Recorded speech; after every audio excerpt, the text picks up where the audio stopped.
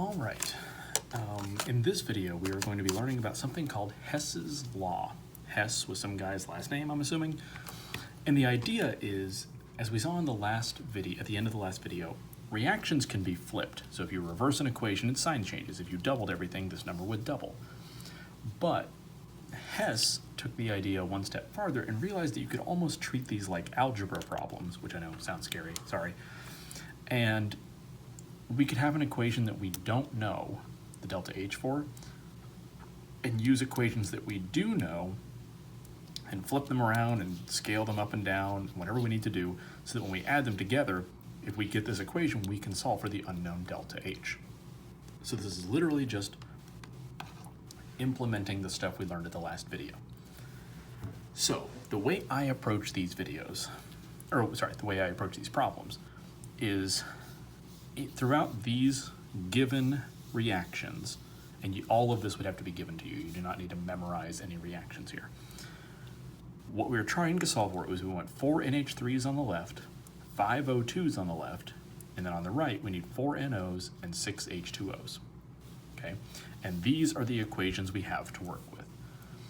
So typically what I do is I ignore anything that isn't one of the things we're looking for. So like there's N2s and H2s and O2s. Well, I guess we need O2s, but N2s and H2s, I just ignore them. We don't need them, so we're just gonna hope they cancel out, and they almost always cancel out just fine.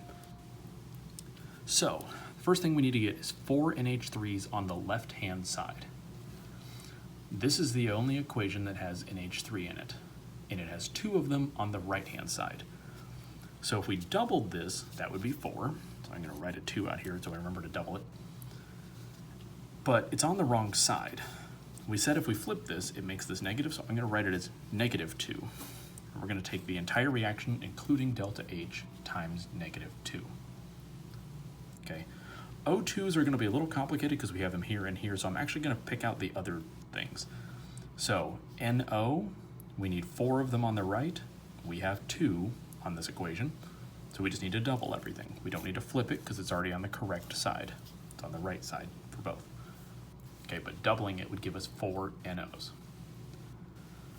Waters, we need 6 on the right, and we have 2 in this equation, so I'm going to triple this. Okay. Now the rest of this problem is honestly just being really tedious to make sure everything cancels out. So what we're going to do is we're going to implement this -2 times this equation, 2 times this equation, 3 times this equation, and we're going to write all the reactants on one side, all the products on the other, and then cancel out everything that we can and hope that it comes out to this equation. It should, we just need to check. So this first reaction, we have chosen to double everything and reverse it. So this is now a reactant and it needs to be doubled. So it's 4 NH3. These are now products, so we'll wait and deal with them in a second. From this reaction, we're going to get 2 N2s and 2 O2s. Okay. From this reaction, we're going to get 3 times 2 is 6 H2s and another 3 O2s. That's the reactants from all 3 of those reactions after we've scaled them up and reversed them as we decided to.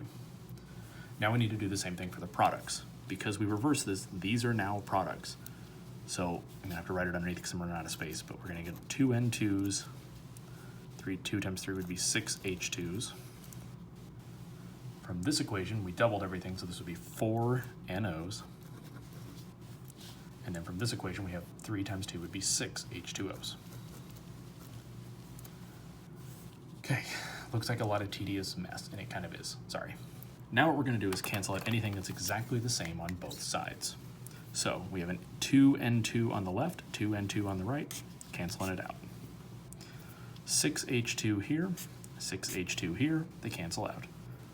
And 2 plus 3 O2s would be a total of 5 O2s. Okay, so if we double check this, we have 4 NH3s, everything else canceled out except 5 O2s, which is the next thing. And on the product side, we have 4 NOs and 6 H2Os.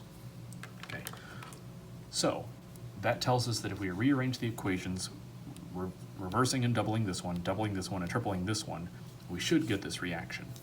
That doesn't give us delta H though. To get delta H, we need to apply these values to the delta H. Okay, So to get delta H of the unknown reaction, what we're going to do is take -2 times -99.2 kilojoules. The negative signs get a little messy here, so just be really diligent and careful. Plus, because that's +2, plus 2 times positive 180.5 kilojoules, and then plus 3 times negative 571.6 kilojoules. So if we add all of this up, making sure we scale it up and are very, very careful with our negative signs, we should be able to get the delta H for this unknown reaction. Okay? So, I'm going to try to type this in very carefully. So -2 times -99.2 plus 2 times 180.5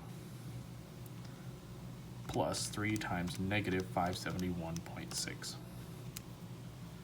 And the answer I got is -1155.4.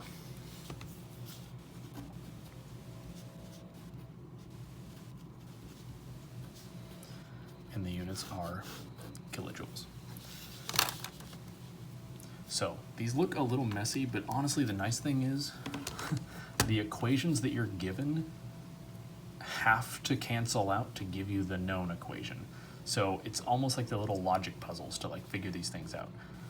I can't say that I enjoy them enough to like do them on my spare time, but I actually kind of like these problems. They're not the most straightforward. They're not just boring math. You actually have to like logic your way through it and figure out how to get the answer. But really, we're just implementing the ideas that we saw in the last one. So this -2 means we reversed this and doubled it. This 2 means we kept everything in the same direction, but we doubled this and doubled this. This 3 means we tripled all of those things. And we proved that when you add it all up like that, it cancels out to give you the unknown equation.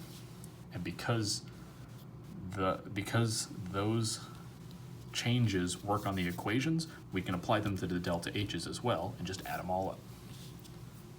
Okay, all right, thank you.